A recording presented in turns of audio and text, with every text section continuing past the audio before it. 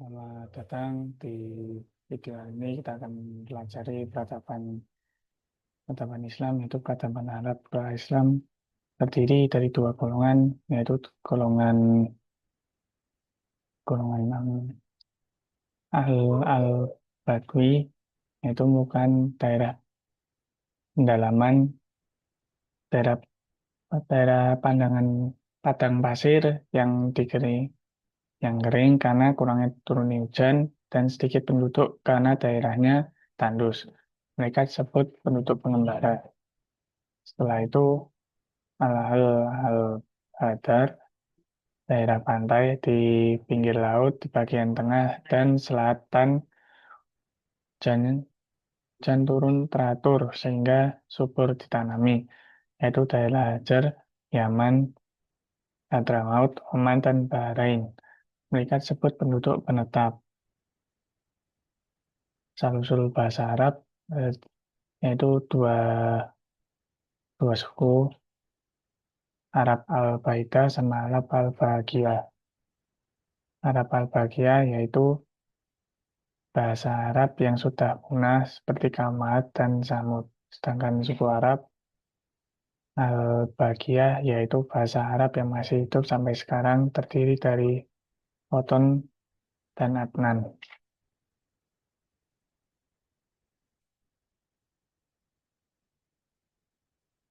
Terus keturunan Khoton yaitu keturunan yaitu negeri asal keturunan yaitu Arab Arabia Selatan.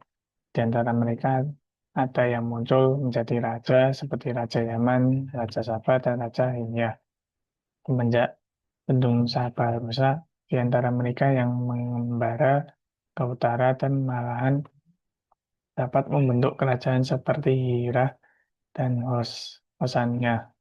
Terus suku Aus dan Khoraj itu mendiami Madinah juga berasal dari suku Oton. Dan keturunan Adnan Arab Mustarib itu pencampuran antara Arab asli yang mendiami Makkah dengan darah pendatang yaitu Nabi Ismail alaihissalam. Salah satu anaknya adalah Adnan yang menurunkan keturunan Quraisy.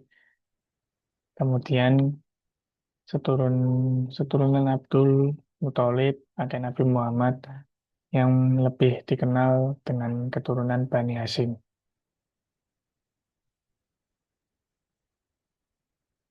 Terus mengenai Ka'bah, Ka'bah yang dibangun Nabi Ibrahim dan anaknya Ismail sebagai tempat beribadah bagi agama Hanif. Kemudian orang Arab dari berbagai penjuru setiap tahun datang mengunjungi Makkah seperti yang diajarkan Nabi Ibrahim, tapi untuk menyembah berhala yang mereka tempatkan. Menjelang Islam datang, Ka'bah dikelilingi kurang lebih 350 berhala yang menggambarkan jumlah suku di Jazirah Arab.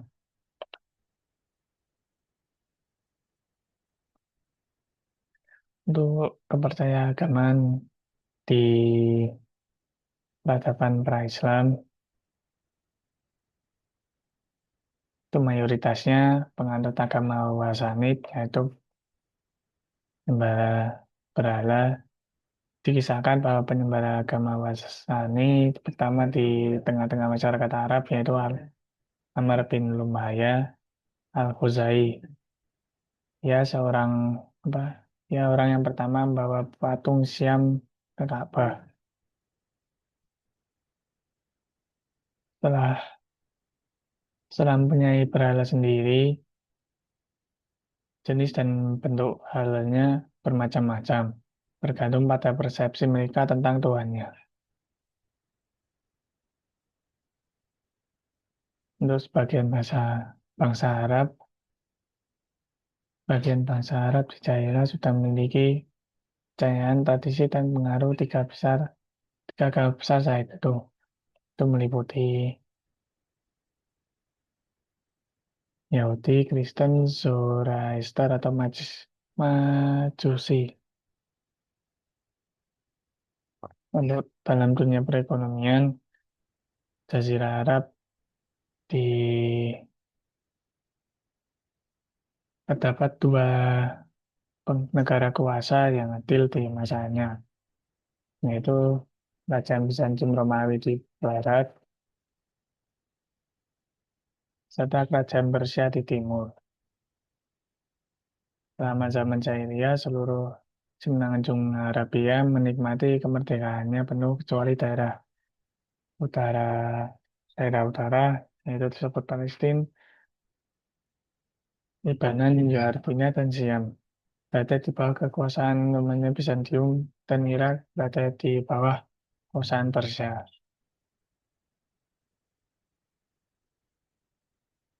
Untuk sosial budayanya, Jahiliyah merupakan penetrasi barbarisme, yaitu tidak berat, kasar, luas, dan tidak berbudaya. Membunuh anak perempuan itu tertera dalam surat Takwir, serta membunuh anak karena takut kemiskinan yang diterapkan yang tercantum dalam surat Al-An'am ayat 156. Habis itu istip, istiblah, yaitu seorang suami meminta kepada istrinya supaya berjemaah dengan orang laki-laki yang dipandang mulia atau memiliki kelebihan tertentu seperti keberanian dan kecerdasan dan matkul. Terus seorang laki-laki menikahi ibu tirinya sebagai dirinya setelah bapaknya meninggal dunia. Terus hidup polandri, seorang perempuan menikahi dengan beberapa laki-laki dan padahal tutupan luka istri tanpa bercerai terlebih dahulu. Hampir seluruh penduduk Arab itu penyair. Tidak heran bila seni sastra sangat berkembang. Para penyair ini memiliki kedudukan terhormat di kalangan sukunya. Mereka melalui puisi-puisi sejarah bangsa Arab sebelum Islam dapat ditelusuri. Untuk perekonomian pra-Islam, itu kebiasaan kebiasaan orang Quraisy yaitu kebiasaan itu berpergian pada musim dingin dan musim panas. Biasanya mengadakan perjalanan terutama untuk berdagang ke negeri Syam pada musim panas dan ke negeri Yaman pada musim dingin. Jazirah Arab terletak pada jalur perdagangan yang strategis, yaitu antar Siam dan Tiongkok, yaitu Cina. Pelabuhan laut dan pos-pos perbatasan Palestina dan Transjordania menelusuri kena, bagian tegang terus menuju ke Yaman. Sekian untuk bab pertamanya, kondisi Arab pra-Islam. Sekian, terima kasih.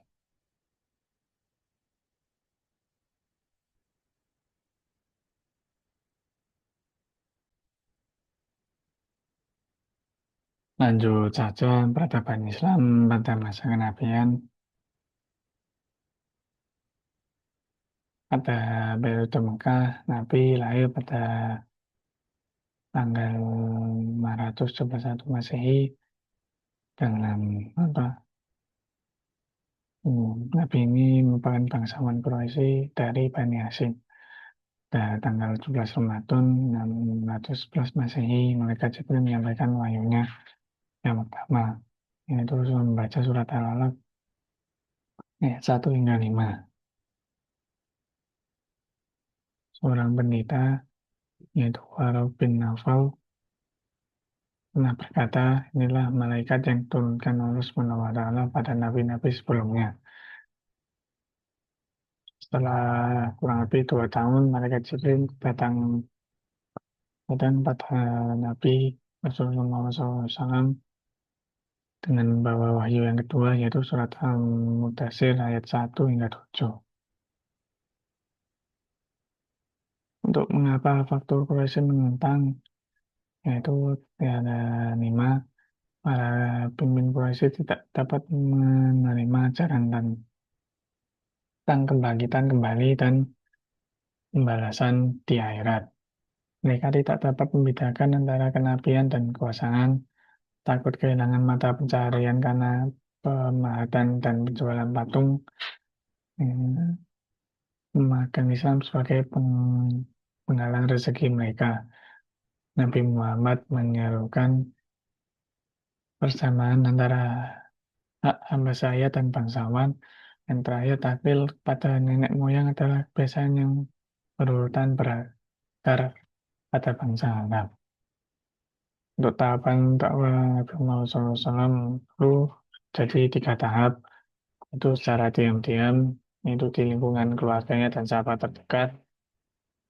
Dua itu dakwah kepada keturunan Abdul Muthalib atau paman Nabi.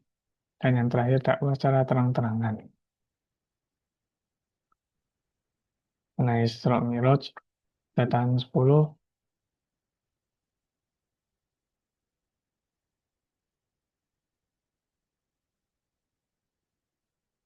dan tahun 10 dari kenabian Allah mengisirkan Isra Mi'rajkan Nabi Muhammad. Tahun 11 kenabian 6 orang dari suku Quraisy menemui Nabi dan menyatakan dirinya masuk Islam. Untuk tahun ke-12 kenabian terdiri dari 10 orang suku Quraisy, 2 suku Aus yang menyatakan ikrar kesetiaannya kepada Nabi. Yang tahun 13 kenabian sebanyak 73 orang dari Yathrib meminta kepada Nabi agar berkenan pindah ke Yathrib.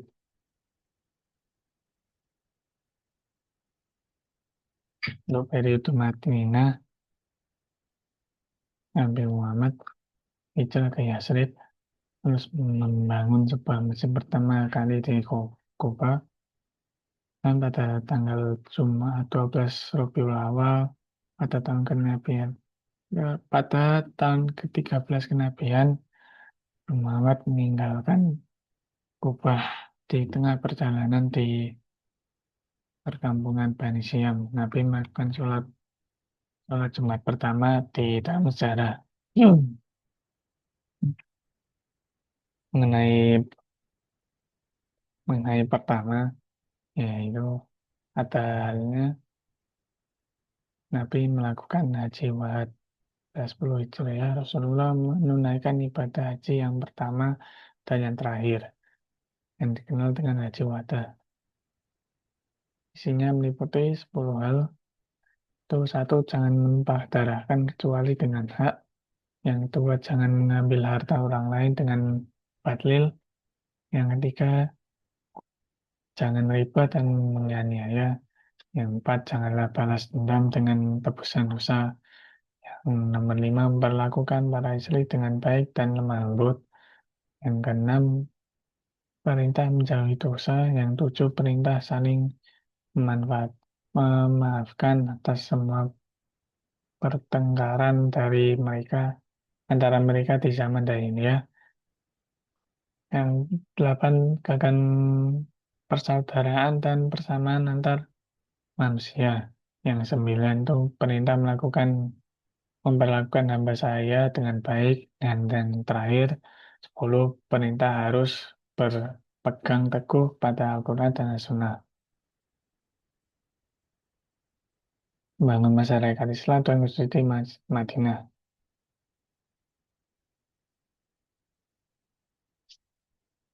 Dulu, tiap kabilah sebelum Islam datang, mereka memiliki tempat pertemuan sendiri-sendiri. Nabi menginginkan agar seluruh umat Islamnya hanya memiliki satu tempat pertemuan, yaitu Baitullah. Nabi mempersaudarakan antara golongan Muharij, yaitu Muslim asal Mekah, dan kaum Ansor, Muslim Madinah. Mengenai konstitusi, penduduk Madinah di awal pengenalan Rasulullah terdiri dari 3 kelompok, yaitu Arab Muslim, Arab non-Muslim dan orang Yahudi.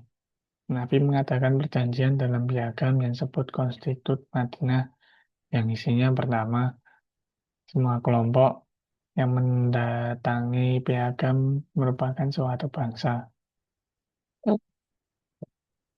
Yang kedua, bila salah satu kelompok diserang musuh, maka kelompok lain wajib untuk membelanya. Yang ketiga, masing-masing kelompok tidak dibenarkan membuat perjanjian dalam bentuk apapun dengan orang Quraisy. Yang keempat, masing-masing kelompok bebas menjalankan ajaran agamanya tanpa campur tangan kelompok lain. Yang kelima, kewajiban penduduk Madinah, baik kaum muslim, non-muslim, atau bangsa Yahudi saling membantu moral dan material. Yang keenam, terakhir, Nabi Muhammad adalah pemimpin seluruh penduduk Madinah dan dia menyelesaikan masalah yang timbul antar kelompok. Untuk, untuk peperangan biasanya terjadi di mana ada keyakinan baru, di sana ada peperangan. Itu dapat tiga perangan, Perang Badar pada 624 Masehi, Perang Uhud 1 tahun kemudiannya, dan Perang Ashab atau Ghodod yang terjadi pada 627 Masehi.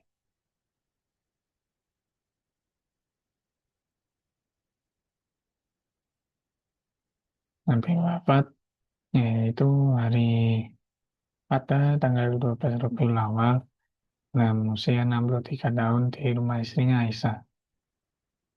Abu Bakar tampil membacakan Al-Quran surat Al-Imran ayat 144 dan berpidato, wahai manusia, barang siapa memuja Nabi Muhammad, maka Nabi Muhammad telah wafat.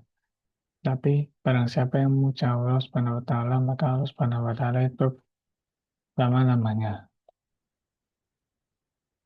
Langsung saja ke peradaban Islam pada masa Khulafaur Rasyidin.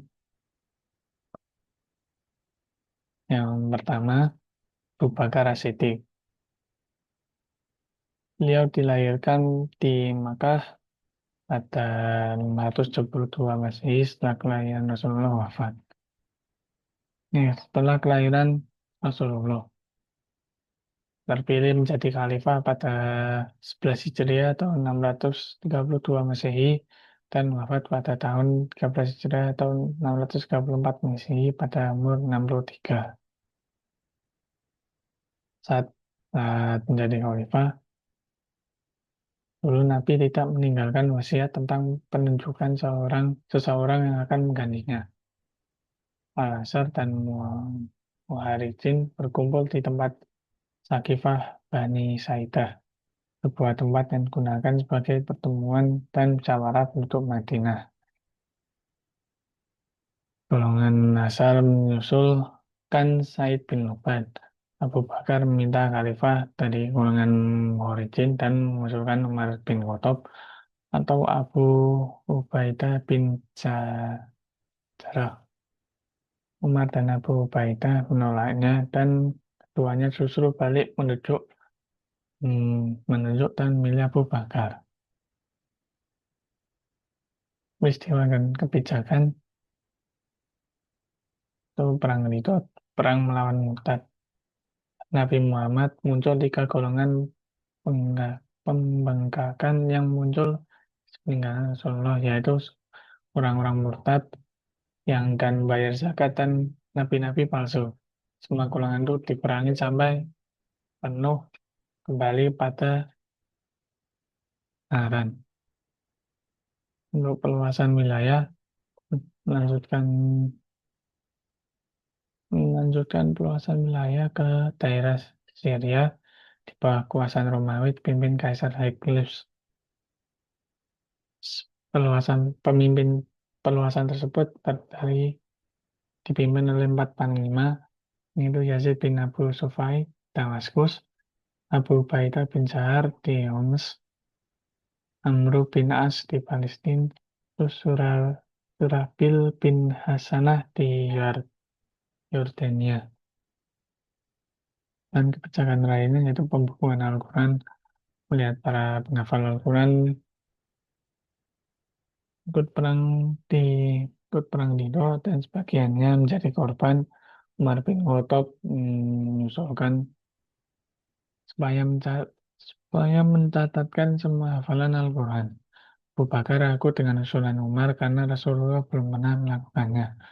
Dan masa Rasulullah, tulisan-tulisan Al-Quran belum dikumpulkan satu mushaf tapi masih berserakan. Nah ini Abu Bakar mengusulkan Zaid bin Sabit untuk memimpin pengumpulan Al-Quran. Zaid berhasil menulis ayat-ayat Al-Quran tersebut dalam satu mushaf. Mushaf tersebut diserahkan pada Abu Bakar dan disimpan sampai ia wafat. Terus lanjut yang kedua, Umar bin Khattab. Dia dilahirkan di Mekah 4 tahun sebelum Perang Fijar. Menurut Ibnu Hajar, Umar dilahirkan 13 tahun sesudah kelahiran Rasulullah. Terpilih menjadi khalifah pada tahun 13 Hijriah atau 634 Masehi dalam usia 53. Terbunuh di tangan budak Persia dengan bernama Luluh, Abdullah Abdul Mughirah. Wafat pada tanggal 23 Hijriah 644 Masehi dalam usia 63 tahun. Kriterianya, PPA Khalifah melanjutkannya agar tunduk Abu Bakar yang tegas, tapi tidak kejam dan yang lembut namun tidak lemah. Terpilih dua, terpilih dua pilihan, yaitu Abu Bakar, eh, terpilih dua pilihan Abu Bakar, yaitu Umar bin Khattab dan Ali bin Abi Thalib. Abu Bakar bermusyawarah dengan Abdullah bin Auf, Utsman bin Affan, Aisyah bin Hudayr al-Ansari, Said bin Said, dan lainnya dari kalangan Muhajirin dan Ansar. Penetapan Umar sebagai khalifah tulis pada suatu piagam pengangkatan. Jakarnya meliputi perluasan wilayah, melanjutkan perluasan wilayah dari yang dilakukan Abu Bakar hingga berhasil menguasai Jazirah Arab, Syria, Palestina, Mesir, dan sebagian wilayah Persia. Kebijakan kedua, itu administrasi negara. Yang pertama, membentuk 8 wilayah provinsi. Yang kedua, menertibkan sistem pembayaran gaji dan pajak tanah. Yang ketiga, mendirikan pengadilan negara dalam rangka melengkapi dan memisahkan lembaga yudikatif. Yaitu membentuk kepala negara. Yang kelima, membentuk jabatan kepolisian. Keenam, bentuk jabatan militer. Yang ketujuh, mendirikan Baitul Mal. Yang kedelapan, mencetak mata uang sebagai alat tukar resmi. Dan yang terakhir, menciptakan kalender Islam atau tahun Hijriah.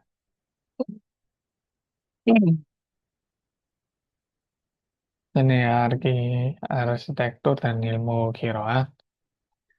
Khalifah Umar membangun kota-kota baru dan, atau memperbarui kota-kota lama, dibangun gedung bergaya Persia, Romawi, dan Arab yang dijiwai Islam.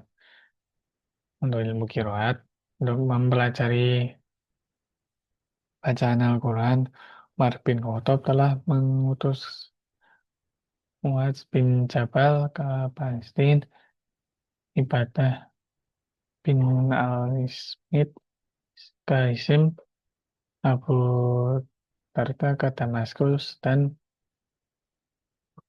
Ubay bin Kahab dan Abu Hashim tetap di Madinah. Utsman bin Affan,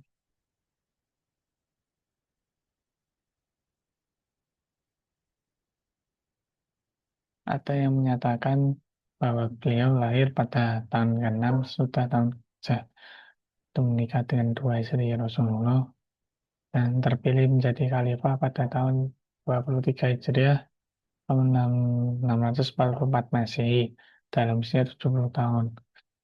Terbunuh oleh pemberontak pada tahun 35 Hijriah tahun 656 Masehi dalam usia 82 tahun. Dalam menjadi khalifah, Umar bin Khattab membentuk panitia 6 Ashab al-Sitah untuk memilih penggantinya sebagai khalifah. Setelah Umar wafat, panitia 6 mulai bersidang dan Abdul Rahman sebagai ketua sidang menetapkan Utsman sebagai khalifah ketiga. Untuk peristiwa dan kebijakannya, yaitu jangan pertama menganut kaum mengangkat kaum kerabatnya pada jabatan-jabatan negara tinggi, membubarkan Dewan Pengelola Baitul Mal, tanah rampasan perang atau tinggalkan dimilikinya, terus di masa Khalifah Umar jadi jadikan milik negara, eh, tanah rampasan perang atau ditinggalkan perang di masa Khalifah Umar dijadikan milik negara dan melanjutkan usaha menaklukkan Persia, Tabarisna, Azerbaijan, dan Armenia. Untuk peristiwa pemberontakan keluarga Bani Umayyah dan sahabat-sahabat tertentu yang hidup mewah melimpah tercukupi sebaliknya cukupan. Sebaliknya rakyat hidup dan kemiskinan hingga menimbulkan kemarahan rakyat. Abdullah bin Sabah berhasil menghalang rakyat di Kufah, Basra, dan Mesir supaya memberontak para pemberontak mengepung rumah Utsman selama 40 hari. Salah satu pemberontakan terkenal karena yang datang dari kediaman khalifah, sehingga akhirnya mereka menyerbu rumah Utsman dan membunuhnya. Untuk mushaf Al-Quran, Rasulullah memberikan kelonggaran pada kabilah-kabilah Arab untuk membaca Al-Quran menurut dialek mereka masing-masing. Sampai pada masa Khalifah Utsman, membaca Al-Quran menurut dialek masing-masing kabilah sudah sangat banyak variasi. Saifah bin Yaman mengusulkan untuk membuat mushaf standar bagi seluruh Islam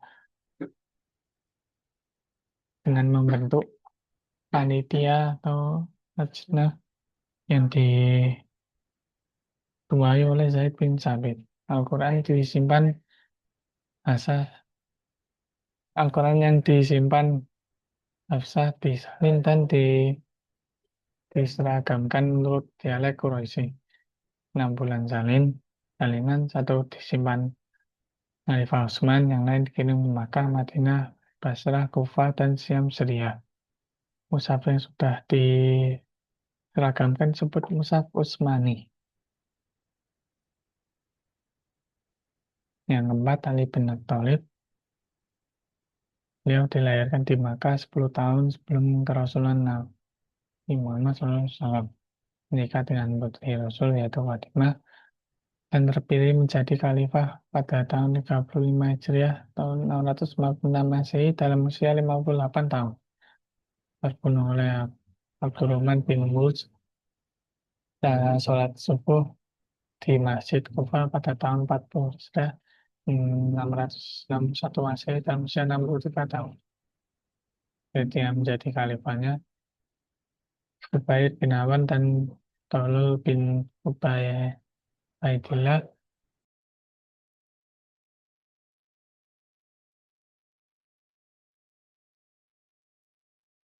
Oh ya,